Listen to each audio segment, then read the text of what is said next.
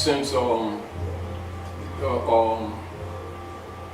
Europeans, through those different like that Southern poverty law firm, have been, funding or either supporting so-called black leaders to create discord. They're called barriers. And so they set their barriers on us, particularly after they set up that assassination for that liberating angel, Corinne. And so they set their barriers out, right, to create discord and to distort the issue. And so people need to know the real history. As we talked earlier, many of the people do not have primal reference points in geography, fundamental linguistics, etymology, fundamentals, the real history in world history, and particularly in North America under the United States Corporation. And when I talk about primal reference points, the average person is not aware of the 3 or 4 of the United States that are in operation, or what you call covers. They may cover. In other words, to keep the colonial operations going, they kept creating new United States after one would go bankrupt in order to continue to rob our estate. And when people are talking about, birthright theft and European colonial operations, they're usually trained to continue arguments of racism and prejudice without real qualification, meaning that not really being specific of what's going on. So a lot of the primal reference points that the average person is missing, not their leaders and not the politicians. Let's make this very clear. Not the leaders, not politicians, not any of the people that belong to secret societies, and definitively not anyone in the Barristers Association of England or operating at North America, because they are frontline deputy knights for the enforcement of Unum Sanctum. Now, of course, you get into what you call the serious, what you call shadow politics that people know about but won't talk about. Because when you get in that area, that's where you get a lot of assassinations and killings, no different than where you see under the Unum Sanctum policy, they're killing off holistic doctors, that type of thing. Whereas when Martin Luther King, as an example, being a 33-degree Mason, and when he started talking, not that patronizing type conversations, he started talking about the people being refugees in their own land, things like that, and started talking about the Great Seal. See, in Masonry, when they talk about the mountaintop, they're really talking about the Great Seal. And so when you talk about Great Seal, that's already a threat to the established cabal, because they already know where you're going with that. But they know that the masses don't know these, what you call catchphrases. Cabal is really, it's a legal term that refers to an organized body of men that are actually traitors by conspiracy to overthrow the sovereign. That's what's been in operation. So like, if people are sitting around talking about white supremacy and racism, and you'll see them loosely saying the system. Then if you ask them name the system, they start saying white supremacy. And that's not specific enough. Do you understand what I'm saying? But yet, that is what you usually hear. Nevertheless, scholars know that the masses that they're leading around in these emotional arguments are being diverted, even by them. This is why this information makes them uncomfortable, and a lot of the so-called quote-unquote black leaders start getting, irritated when scholarly people start talking about the history, and particularly Moors, who by rule of operation are commanded to be scholarly and not to deal with emotions, but to deal with facts. Because what happens when you start restoring the reference points that are missing from the people, they can actually start thinking for themselves. And after a while, it doesn't take them too long to see who's who. And logically, the inbred and instituted corruption amongst our own, as well as the Europeans, starts coming out of what you call the gray area. You know how a lot of problems our people have, they get together, they have meetings trying to figure out what to do, and we need to do this and we need to do that, but they never come to any real intelligent conclusion. But they march real good and they pray real good and have vigils and stuff like that and candlelight stuff. But as far as real functional, actionable stuff in what you'll call a process of law for remedy, you don't see that, do you? But you see a lot of rallies, a lot of complaints, and then more people locked up, more people, even beat up by the commercial mercenaries that are, guys under the police department, etc., that are branch operations from the gangs of New York that made contracts with the United States Corporation Company, not country, company, to destabilize our communities, acting as barriers. That's why people need to know law and history. And then the corporations do what is called barratry. And this is where the theft of the birthright comes in. The 14th Amendment is a political platform that was literally created for barratry operations. Are we clear? And barratry operations is where the deputy knights operating for the popes of Rome under the secret treaty of Verona were create legal documents, not lawful documents, to steal people's estates, to make charges, to do ex parte proceedings where the people really have no due process, appearing to be giving the people due process, but actually targeting certain communities and certain people. And then they can fill up the private jails that are exercising public power that doesn't reside with them because it's actually private. And these types of things, it confuses our people. As an example, you'll see a lot of our people complaining about, the 89, 90%, and sometimes higher rate of Asiatics and Aboriginal people filling the prisons, etc. And they'll talk about racism, but they won't talk about barratry. You see the point? Because they don't know barratries, what's going on. You see what I'm saying to you? Meanwhile, their leaders do.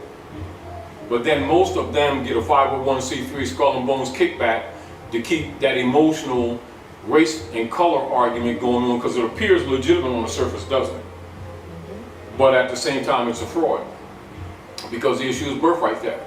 And the issue is these people are held as wards of the state and are not descendable.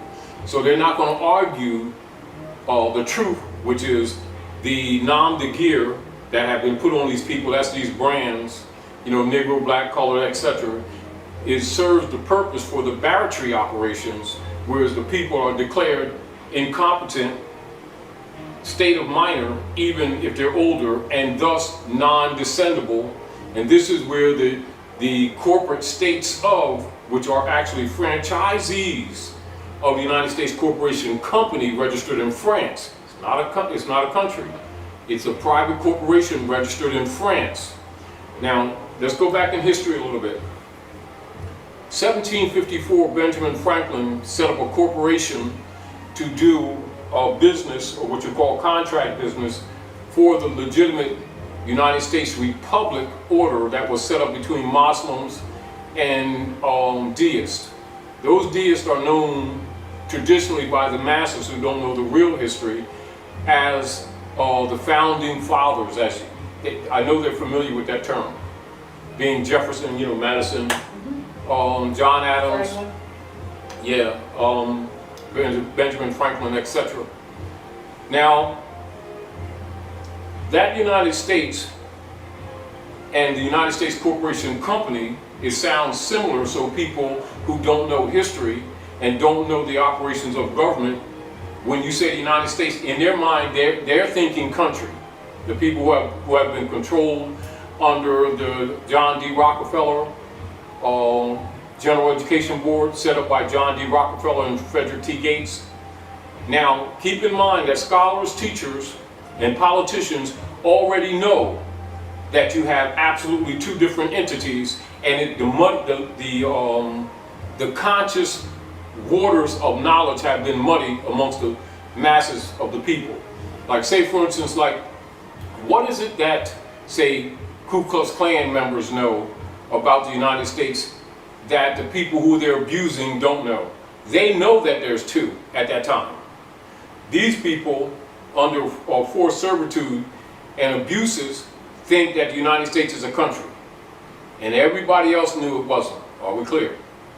So they automatically have an upper hand, an advantage. Now, let's back up. Benjamin Franklin set up a corporation to deal with what is known the 19 enumerated powers. That's the service contract for the organic operations of the colony states, etc., that were sanctioned under treaty and constitution to do business at Morocco, i.e. North America, the United States of America. Now this is where you have the Moroccan flag, which is the red flag with the 5-pointed green star in the center, and the continental flag, which is the red flag with the white canton in the corner with the cedar tree. That's the continental flag. And then you have the flag of amity and commerce, and that would be the what they call the stars and stripes, except that the stripes would be vertical. And then the canton would be white with blue stars. And what they've done later, as you can see, they reversed it. Are we clear? Now, scholars know this, but most people not only don't know this, but are never shown this. And so the people have been deliberately miseducated and don't know they've been miseducated. So most of their concepts of what they think is taking place here is skewed and in many ways incorrect. All right, now let's make reference to some things that people know so that they can kind of put some things together. Many people are aware of when Barack H. Obama went to Hikupta, which is the proper name for Egypt, and exposed that the American Constitution is derived from Muslim law. And he also went into the Treaty of Tripoli, and he went to Article 11. And he began his dissertation within the middle of Article 11. It's another subject matter, but it'll keep me on point. Now understand, also at that time, Michelle went to the Alhambra, the Moorish palace that fell in 1492. And then he came back and they signed the rights of indigenous people. But keep in mind, in the original organic constitution, due to the fact that the constitution comes from Muslim law, fatwa, members of the Barristers Association of England could not hold office in the United States. Why? Because they were deputy knights for the popes of Rome under the Inquisition to overthrow all republic forms of government. Are we clear? They're the first line of the legal barratry plots. Are we clear? And so this is why original article of Amendment 13 with its 20 sections is not taught to the average people in any of the school systems, yet their leaders know, and scholars know, and industrialists know, and all politicians know. So you can see why it confuses people when the politicians and the reverends and everybody tells them to do one thing, but they keep doing another, and the people can't figure out why. They just think they're telling us to do one thing and they're not doing it themselves, but they don't understand the corruption. They don't know this is a cabal operation. Are we clear? That this is organized platform for their peonage and enslavement that they've been calling slavery. And they don't know part of it is social mind control and social engineering. And so these platforms were necessary for these operations to take place. This is also why anyone that's in a particular position of power or authority, or where people, finance, etc., and industry always belong to secret societies. You know, Masonic orders, Skull and Bones, Knights Templar, Illuminati, etc., Eastern Star. Daughters of ISIS, Daughters of American Revolution, on and on, Kaiklos, Ku Klux Klan, White Familia, Union Guard, Thule Society, on and on and on. It's because they must know the real politics and history in order to administrate these operations, because the masses have been held dumb. And of course, this is why and how so-called belief systems played a role in society. They promote belief systems among the masses, create secularism to keep them battling with each other, while the rulers and the priesthood have the true history, have the real cosmological knowledge, Gnostic knowledge of what is really religion, and the masses get dogma, the masses get fiat, and the masses get color of law. And logically, the people feel the injury, but to their mind, they keep saying words like the government, like a positive principle, our this and our that, and my vote. Their votes don't count, never did. They're held as wards. The Electoral College controls all the major offices to the corporation that's been imposturing as government. And then they're controlled in the background by the College of Cardinals from the Jesuit order. Are we clear? When you're looking at the 3 stars and 2 bars on 18th Street here in Philadelphia at the Parkway, those 3 stars represent the Vatican, the first star. Second star represents London, the District of London.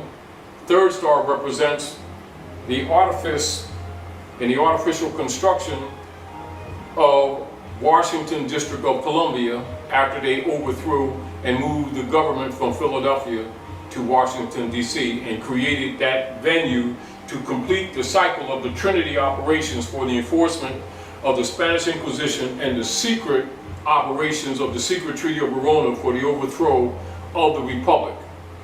Now let's back up. Abraham Lincoln, being a member of the Bar Association by law, could not hold the office of the president for the country. So they ran him for president under the corporation that's registered in France that Benjamin Franklin had set up as a service corporation. And of course he won that seat, but they muddied the water as if he was the president of the nation when he was actually the president of the corporation doing contract for the nation. Organic, are we clear? Now, Lincoln, upon recognizing that he was being used by the cabal to actually overthrow the Republic, tried to restore the Republic. This is where you get the story about the Greenbacks and Lincoln trying to restore the Republic's Constitution because he recognized they was overthrowing it. And of course, that, aside from him winning that case concerning Charles Chiniquy, and he also dealt with a couple of cases making the distinction between Moors, the bloodline, and the Negro and Black being the same people but having different legal status. So Lincoln had to go. They killed Lincoln, and before, during that time, they modified the Emancipation Proclamation 3 times before it was published. They killed Lincoln. They opened up the Freedmen's Bureau, where the nationality and the birthrights was supposed to be given back to the people of Moorish descent who were branded Negro, Black, and Colored, West Indians, whatever they were calling themselves this week. All of those are called nom de guerre.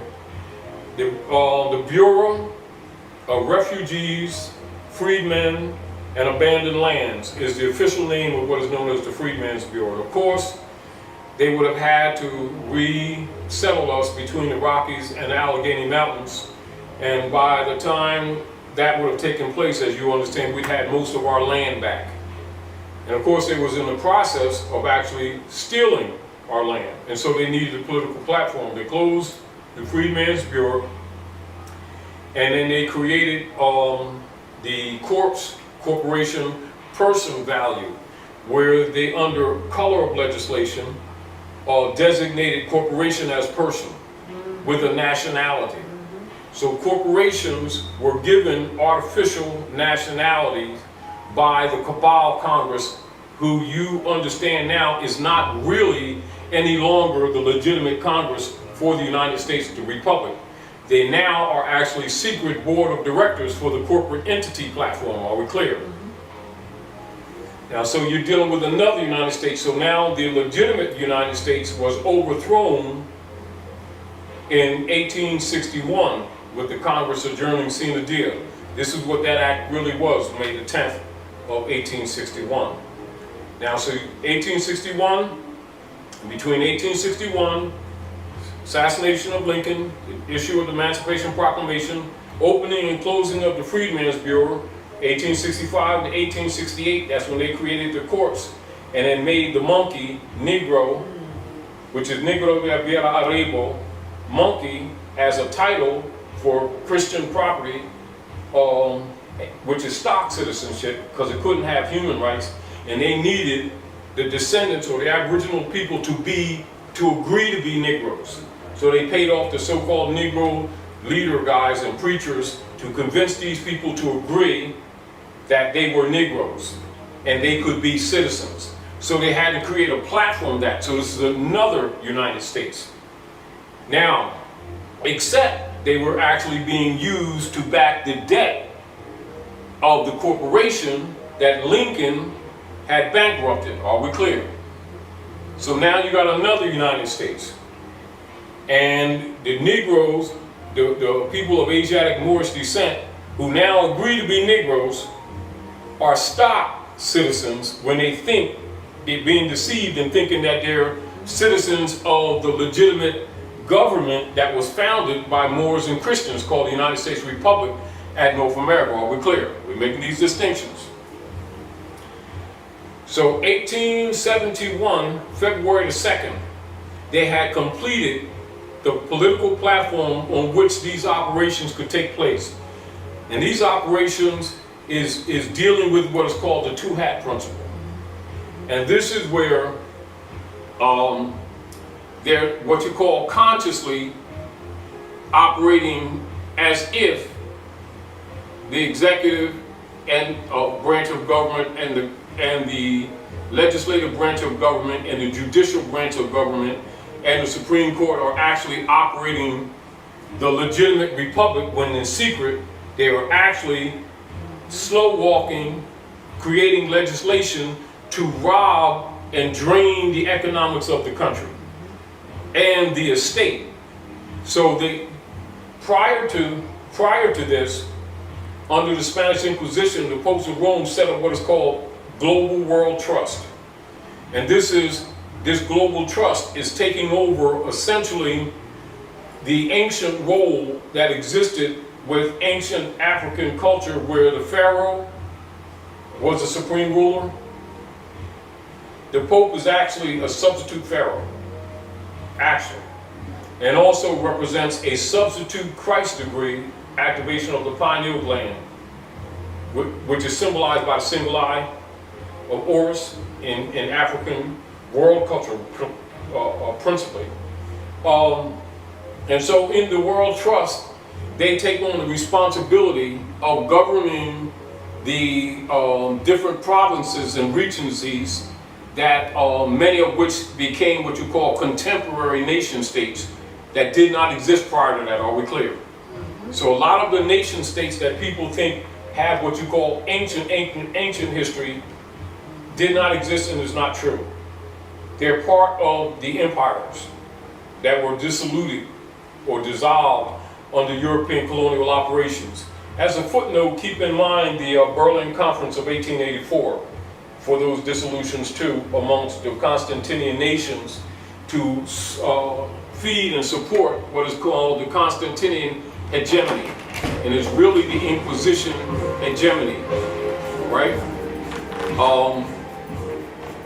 So with the establishment of this platform, political platform, 1871, these operations could take place. Now, in order to give the appearance of legitimacy to it, because the former United States corporation set up by Benjamin Franklin had been bankrupted, they created another United States. Now, so this comes from the Republic into what you would call a commercial, or what you would call it a feudal law democracy. This is where the government itself operates in a state of anarchy. It's not the people. The government itself is operating in a state of anarchy. Then they converted from that into a commercial jurisdiction. All right? So you got to follow these United States. And each succession of operations, the de facto, that's why you call them de facto Congress, who are now really secretly board of directors or trustees for the foreign United States corporation company, and the masses, and particularly people of African, Asiatic descent who are held as property, think they're dealing with the country. And this is where the fraud comes in. And this is one of the reasons why a lot of Europeans act very arrogant with our people when they abuse them, because they know they have no remedy. Are we clear? Now, what they did with this corporation that was registered in France, they adopted the Constitution for the United States that was set up by Muslims and some of the deists, all right? And they adopted it as bylaws. It is no longer a functioning marker, or what you call limitation of government. It actually becomes a private document. And this is where they cover up what is known as the nobility clause, and the original article of Amendment 13 with its 20 sections. And they create spuriously the 14th and 15th Amendment. This is why these are referred to in law as the 3 dead badges of law. And so the 13th Amendment, as displayed in the Constitution of the United States, which is really corporation bylaws, is not the law of the lands, corporation bylaws, is actually private. And this is where they deny our people due process, because our people who don't understand these things think it's the law of the land and think they have protection, and they can't even use it. And this is where the board of directors or the administrators of the trust on the people will tell a lot of people when they try to use the Constitution as a defense, and they say you can't use that Constitution as a defense, you're not a party to it. What they're talking about is that they know it's actually private. Now, so it's very important to know that the Congress adjourning sine die, May the 10th of 1861, was a coup d'etat. And that the opening and closing of the Freedmen's Bureau was a farce. And that the Act of Congress 1871, they had completed the political platform for personage. Now keep this in mind too. Lincoln was the last lawful president to operate the republic. But at the same time, he was the first president to also wear what you call 2 hats, because he was elected on the platform of that private corporation that Benjamin Franklin had set up in France. So you have to have this consciousness in your mind to understand the politics. Are we clear? And you also have to understand that people that are governing have to know this. That's why they must all be Masons and wear a Moorish fez, while everybody's pretending they don't know our people are Moors. That's common. You know how people keep acting like they don't know these people are Moors, but yet all the secret societies, they wear the Moorish fez. I mean, this is where they can put things in people's face and get away with it, because they know that the people are ignorant and under mind control.